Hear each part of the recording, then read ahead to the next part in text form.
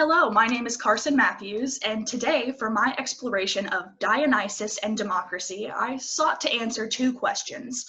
Can a relationship with theater change people's relationship to society? And how does one's relationship to theater and society influence democracy and democratic citizenship?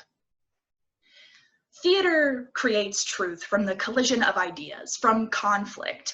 Democracy relies on truth to function as an extension of the needs and wants of the people, and the ability to present stories on stage allows for numerous and diverse conflicts, yielding more truth. We are required, as an audience, to empathize with these stories, to entertain the theatrical collision of ideas in order to engage with and enjoy a performance. Similarly, democracy requires us to empathize with opposing viewpoints in order for political discourse to be productive.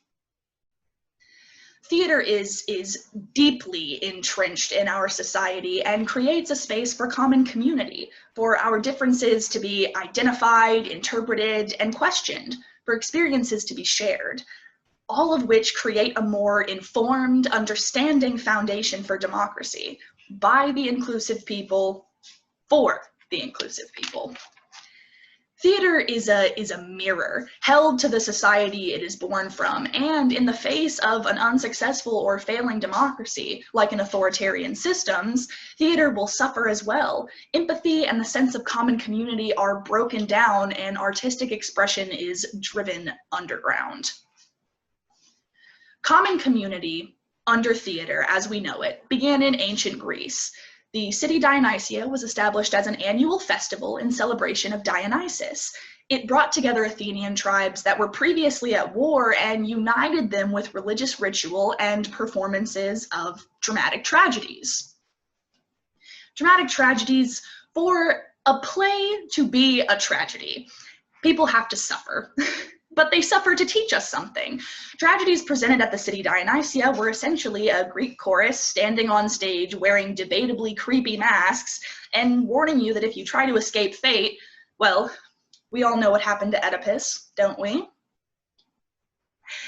And so we start out having all kinds of fun with the all-knowing Greek chorus, and then Thespis, the first thespian, the first actor, he steps out from the chorus and he talks back to them, and in this moment theater is changed forever.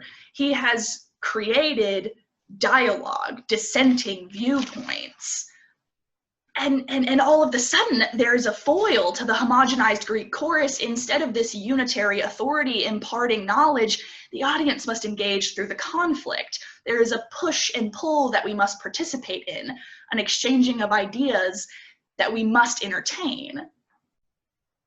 And, well, to summarize just a little bit, successful theatricality and strong democratic citizenship have three things in common: the belief that truth comes from conflict, that it is not the possession of any one person, group, or entity, the use of frequent widespread empathy, and the sharing of experiences to bridge gaps in understanding.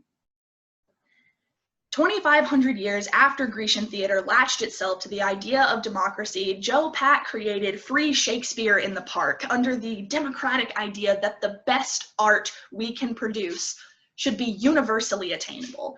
And he continued to unwaveringly support this free and open sharing of knowledge in an artistic setting for all to partake in.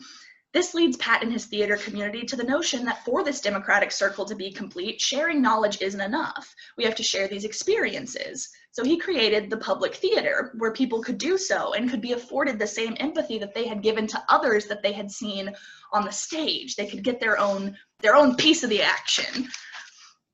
And at this intersection of the ideas of knowing yourself, what you agree with, disagree with, stand for or against, and sharing yourself, your experiences, your stories, that's where we find the unity and the understanding and the visibility that characterize strong democracy and strong theatricality. Unfortunately, in our democracy, there are still those that are unable to share themselves, whose stories are silenced. That is where theater comes in. The voices of the unheard are elevated into verse, into art, consequently elevating those who the voices belong to and amplifying the reach of a narrative possibly previously unheard. For example, Pat's Public Theater premiered the play For Colored Girls Who Have Considered Suicide When the Rainbow Is Enough by Ntozake Shange, which amplified the stories of Black women and Black girls and changed our dialogue surrounding this previously ignored group of people and the experiences that they have in common. And continuing with this influence on dialogue, The Normal Heart, Larry Kramer's play about the rise of HIV and AIDS in the 80s, premiered at the Public Theater in 1985. And the New York Times review of the play had more information about AIDS than the New York Times had published in the previous 4 years. It's absolutely mind-boggling. And taking my questions back from the beginning, can a relationship with theater change people's relationships to society?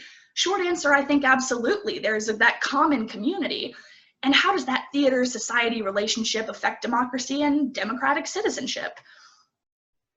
Well, society, like theater and democracy, is made up of interactions and relationships between people, and the quality of those interactions and relationships is reflected in the quality of our theatrical and political spaces. Theater and democracy are bound through and upheld by the ways that we intermingle with each other. So, what do I want you to take away from this?